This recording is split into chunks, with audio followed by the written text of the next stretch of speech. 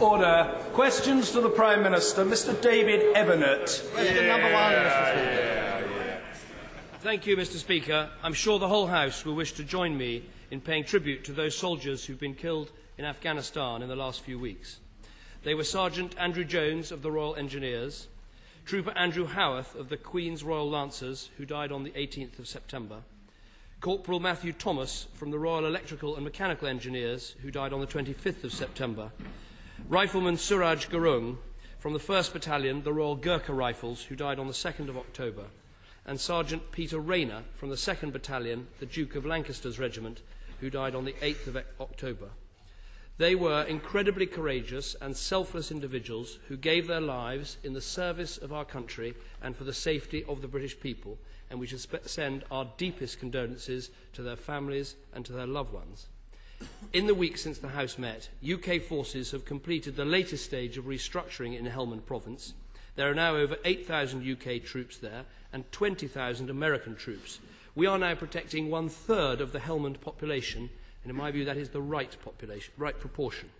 I'm sure the whole House will want to join me in paying tribute to Brigadier Richard Felton and the troops of 4 Mechanised Brigade for their commitment and sacrifice over the last 6 months. They've done an outstanding job, and I'm sure that 16 Air Assault Brigade, who took over command on the 10th of October, will carry on that effort. The House will also wish to join me in sending our sincere condolences to the family of Linda Norgrove, who died late on Friday evening. She was a dedicated professional, doing a job she loved in a country that she loved. Finally, Mr. Speaker, and I'm sorry for the long beginning, I'm sure everyone would like me to, on their behalf, send best wishes to the President and people of Chile as they celebrate the trapped miners coming to the surface and the glorious pictures we can see on our television screens. Mr. Speaker, this morning I had meetings with ministerial colleagues and others. In addition to my duties in this House, I shall have further such meetings later today. Mr. David Evernett. Mr. Speaker, and I should like to associate myself with the Prime Minister's expression of condolence and sympathy. Will my right honourable friend join me in congratulating opposition members on their choice of leader, even though he's not on the front bench and he didn't win? Has the outcome of this election changed my right honourable friend's assessment of the effectiveness of the alternative vote system? I thank my honourable friend for that question. I think it was good to see the alternative vote in practice, if I can put it that way. Although, of course, to be fair to my colleagues on these benches, when it comes to the referendum, the trade unions won't have quite such a large involvement. I would like to take this opportunity to congratulate the right honourable gentleman. It is an important job that he does, calling the government to account, standing up for the opposition benches. I'm sure there will be many times we can work together over issues of national interest, such as Afghanistan that I was just talking about. And I hope he won't mind me saying, if as well as wishing him well, I wish that he does the job for many, many years to come. Mr. EdMiliband.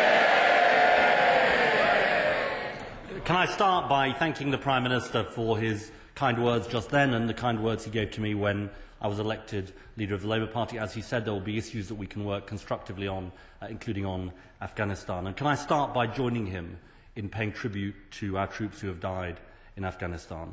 Sergeant Andrew Jones of the Royal Engineers and Trooper Andrew Howarth of the Queen's Royal Lancers, who died on the 18th of September. Corporal Matthew Thomas from the Royal Electrical and Mechanical Engineers, who died on the 25th of September. Rifleman Suraj Gurung from the 1st Battalion, the Royal Gurkha Rifles, who died on the 2nd of October. And Sergeant Peter Rayner from 2nd Battalion, the Duke of Lancaster's Regiment, who died on the 8th of October. Each of them showed the highest dedication, commitment and bravery. We honour their memory and pass deep condolences to their families. We also honour Linda Norgrove, who died doing a simple job trying to make the lives of people in Afghanistan better, a necessary part of any political settlement. She too showed immense bravery. And can I say to the Prime Minister, we fully support the decision the Foreign Secretary took to authorise her rescue. And we must always make clear from all sides of this House that responsibility for her death lies solely and squarely with those who took her hostage. Can I ask the Prime Minister to update the House on his phone call with President Obama about the circumstances surrounding Linda Norgrove's death and the progress in the inquiry into those circumstances?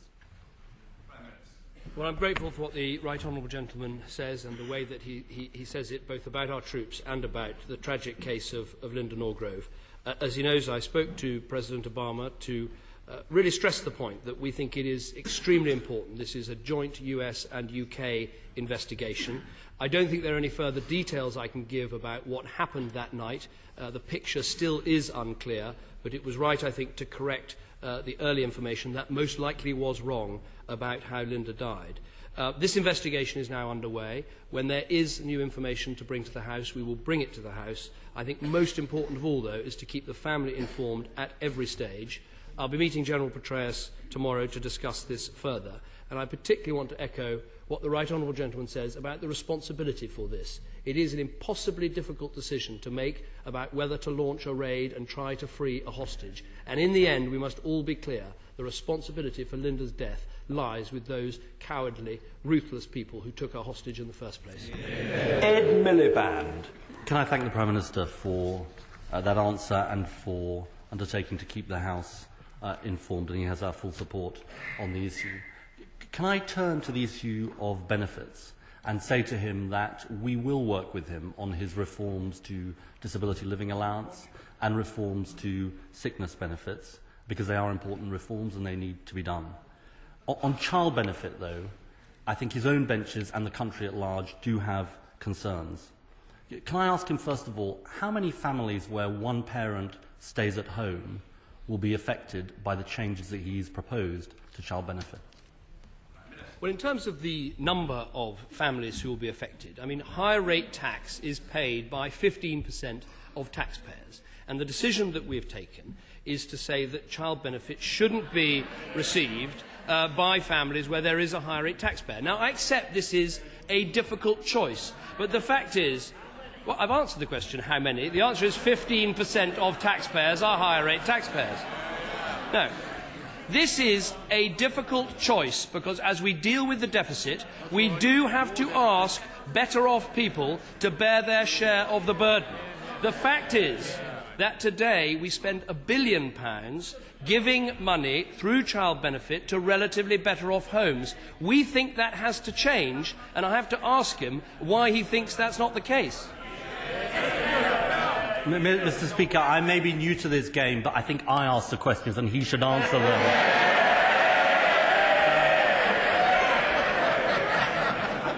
Now I'm afraid he didn't provide an answer, Mr. Speaker, to the specific question I asked. By my reckoning, there are hundreds of thousands of families where one parent stays at home.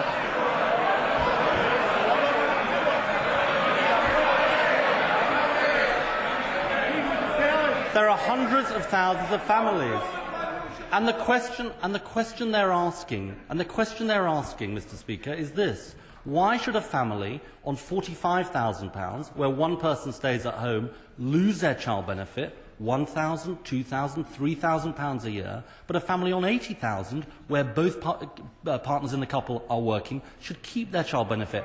That doesn't strike people as fair. It doesn't strike me as fair. Does it strike the Prime Minister as fair? What I believe is fair is asking better off people to make a contribution to reducing the deficit. Let me try putting it this way to the honourable gentleman. Think about it like this. There are thousands of people in his constituency earning 1/6 of what he earns. Through their taxes, they will be paying for his child benefit. Is that really fair? I'm afraid it's 0 out of 2 on straight answers, Mr. Speaker. And look, we should try and change the tone of these exchanges, but he must provide straight answers to straight questions. I'm not defending the rich, Mr. Speaker. No. Order. The Leader of the Opposition will be heard, and if there are colleagues chuntering away who then hope to catch the eye of the Chair, I'm afraid they're deluded. The Leader of the Opposition. I'm defending the deputy head teacher in a primary school. I'm I'm defending the police inspector, all of whom are asking a simple question. And you know, Mr. Speaker, the Prime Minister used to agree with me. The Prime Minister used to agree with me because he went before the election to Bolton in an event which I gather is called Cameron Direct. And he said this. He said this. I'm not going to flannel you. I'm going to give it to you straight. I like child benefit.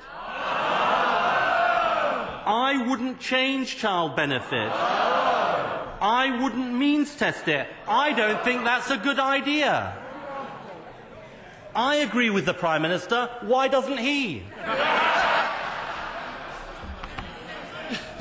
The problem that the honourable gentleman, the problem he has to face up to is he left us the biggest budget deficit in the G20. And he has got absolutely no proposals to deal with it.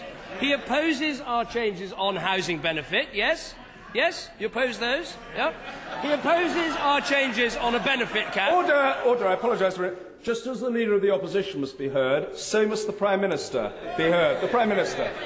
He opposes our changes on a benefit cap, yes? Just nod. And he opposes our changes on child benefit. He quoted something to me. Let me quote him something back. We have to be frank with people and show our mettle. In times of plenty, giving child benefit to high earners is a luxury the country cannot afford. That was Alan Milburn, someone who cared.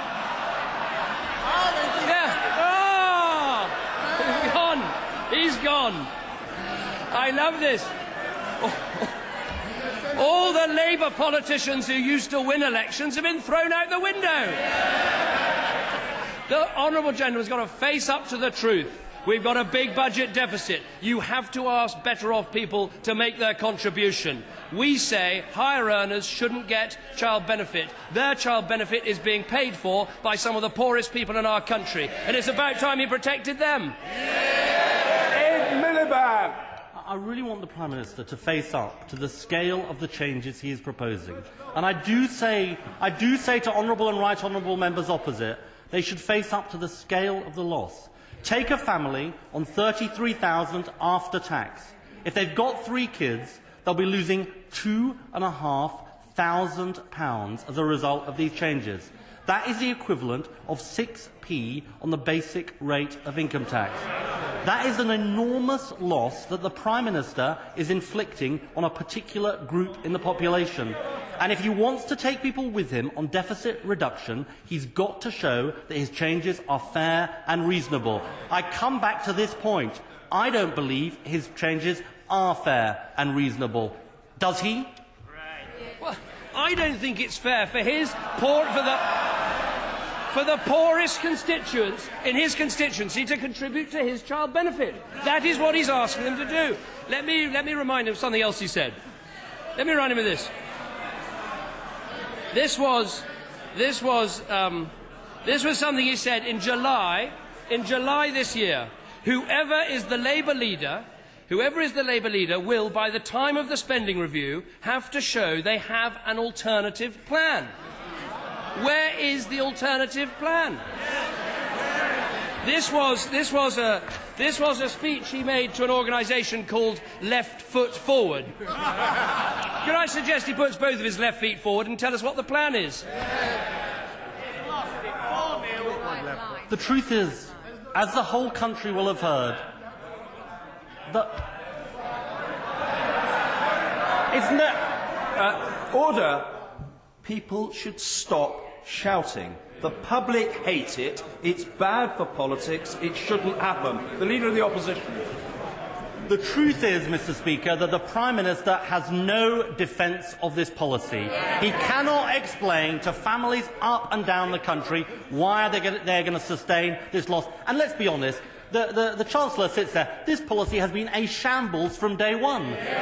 The rest of the Cabinet knew nothing about it. The local government secretary said he found out from the media that it was being announced. The Children's Minister, I can't see him. He went on the run because he was too scared to defend the policy.